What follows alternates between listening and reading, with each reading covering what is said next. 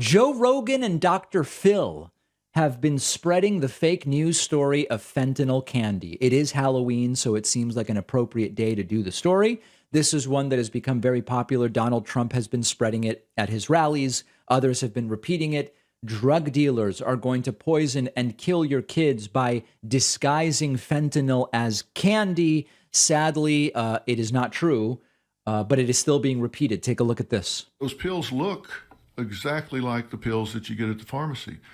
And what they're doing now, Joe, is they're putting them in these pastel colors. And I think I sent you some of those, Jamie, in the pastel colors. They're making them look like these candies that the kids get. And kids are going to see these things around and pick them up and think they're like sweet tarts or whatever and bite into them. If I was a parent, I would go to the store and buy every kind of candy I could find. And as soon as my kids came home from trick-or-treating, I would take their pumpkin and dump it into the trash and then fill it back up with candy I knew was good and hand it back to them. I wouldn't let them take a single piece of candy from trick-or-treating because you don't know what's in there. That was always the fear, right? When we were kids, is that someone's going to sneak in. We thought there'd be a razor blade in an apple or something. Yeah. I saw this going around, but I heard a lot of people pushing back a couple of days after this was Jamie rightly suspects that this may not be a real story. made major headlines because they were Experts showing. say no. Who's the expert? I don't. I'm just. There was a lot of hubbub about this viral picture because this went out. The DA was talking about it, but then I read there was like no evidence that this was real. Exactly. That's what I read.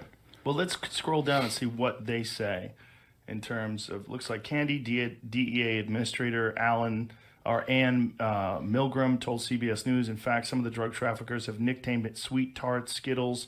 The DEA alert didn't mention Halloween, but fears about rainbow fentanyl and the holiday went viral.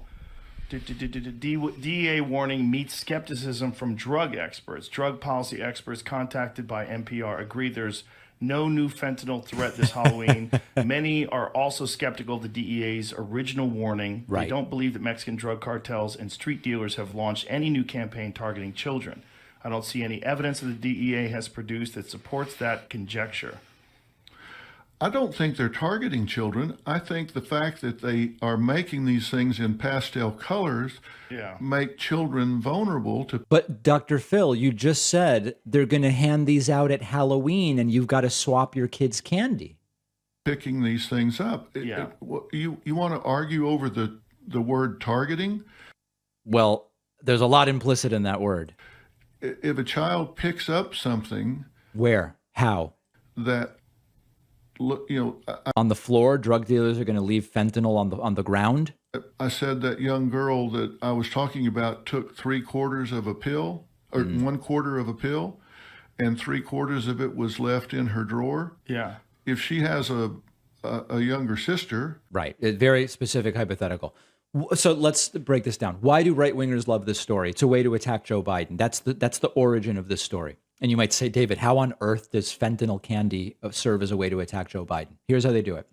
There's fentanyl in candy, which came in through the border, which was opened by Joe Biden. So fentanyl candy is Biden's fault, and he hates kids who are going to be poisoned by fentanyl, as they pronounce it, which is part of how he doesn't care about kids.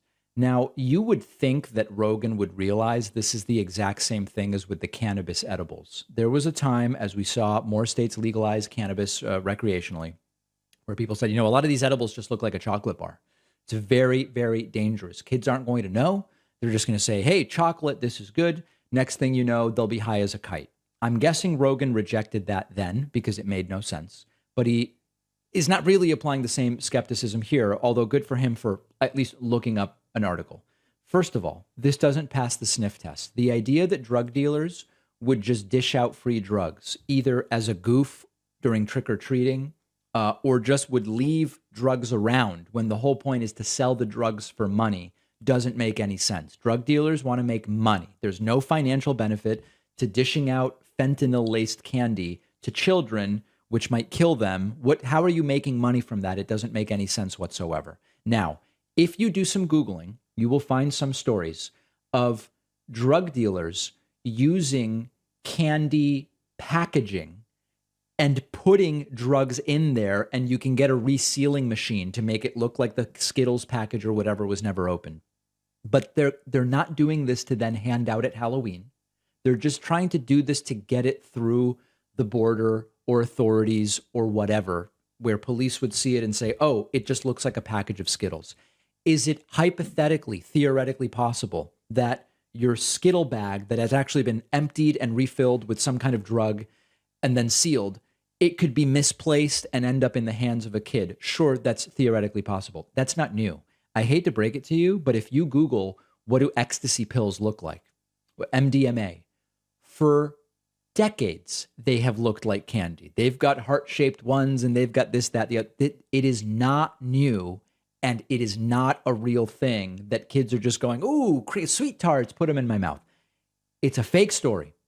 And understand that the origin is to criticize Biden about the border. We'll have the clip I played on our Instagram, which you can find at David Pakman Show.